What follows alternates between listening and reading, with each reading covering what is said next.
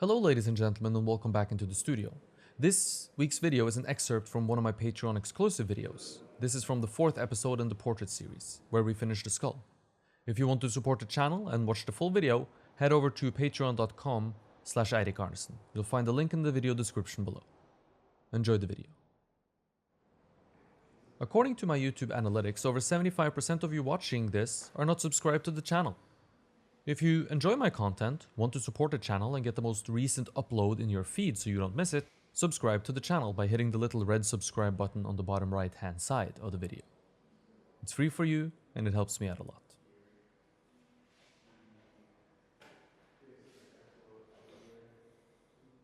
As a final remark on tool technique on the clay surface, let me mention one of my pet peeves when it comes to texture. That is predictable texture or texture with a clear tool pattern in it. I'm not talking about deliberate tool marks here or rake marks, for example. I'm talking about having every tool mark move in the same direction.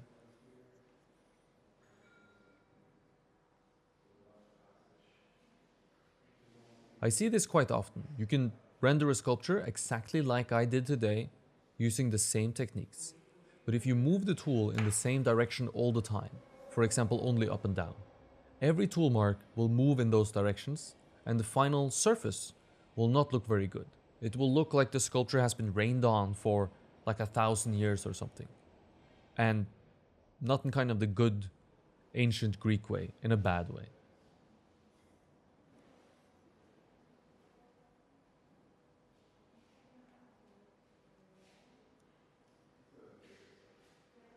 An easy way to combat this is to simply vary the direction that you move your tools in and the angle that you attack your clay with the tool at.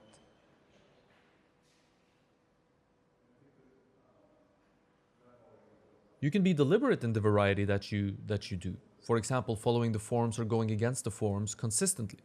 But then we are getting into something that I would consider a bit of a stylized surface, which is not really what I tend to go for and not what I'm going for here.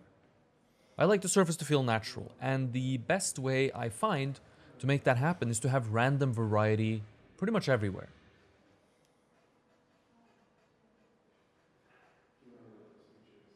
Especially if the texture is subtle anyway, you can get away with this pretty easily.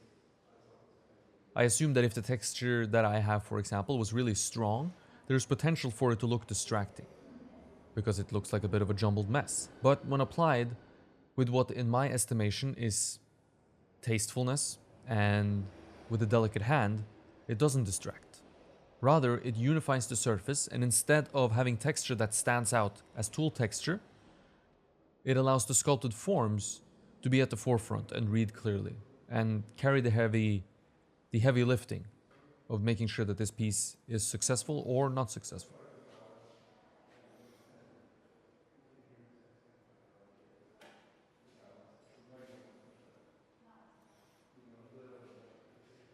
So direction and angle of attack is important notes to keep in mind on how to create a surface like this.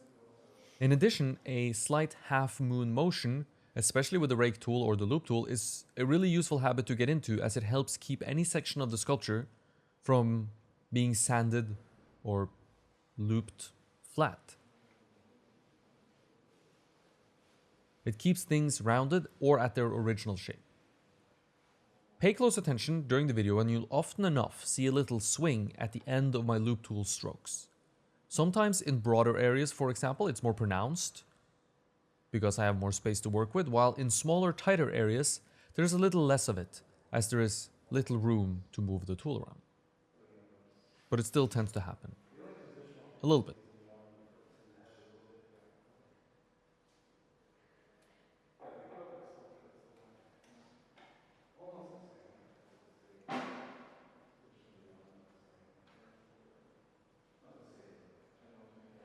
We're reaching the end of this episode and also the end of this sculpture of a skull here.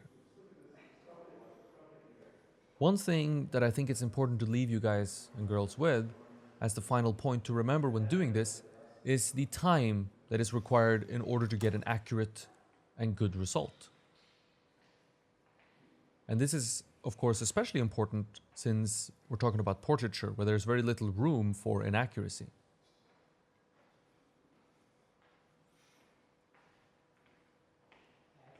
My skull here is not as accurate to the reference as I perhaps would have liked, but reaching a level of accuracy that would leave me satisfied takes a lot of time. Usually our students at the Florence Academy of Art will spend 2 weeks sculpting the skull, sometimes 3. Of course, I've been down this path many times, so it's not exactly fair to compare, but I can't get this to a very accurate state in the 4 3-hour sessions that we have spent on it.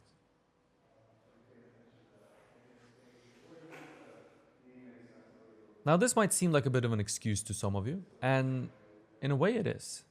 But instead of thinking of it like that, think of it as a reminder that even experienced sculptors struggle with accuracy, especially in portraiture, where you really need to be very specific in order to capture someone's likeness. It's not an easy thing to do at all.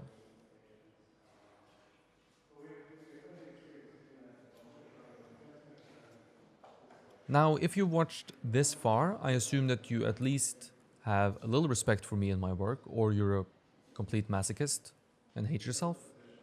Either would be okay, but I presume that you might even like some of my work. So, while it sounds somewhat pompous to say something like this, take it with a grain of salt.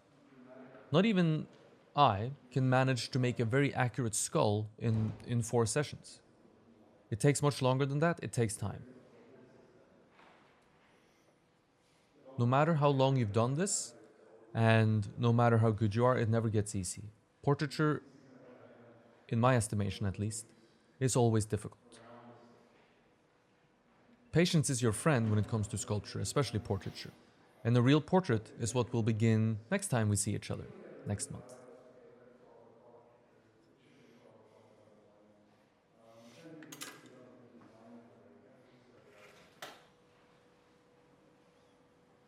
Thank you for watching, I hope you enjoyed the video, and if you did, consider liking it and subscribing to the channel for more videos. I put out a new video every Thursday, so stay tuned for next week. If you want to support the channel, visit the link to my Patreon page in the description below the video to learn how. Until then, stay creative, and I hope to see you in the next one.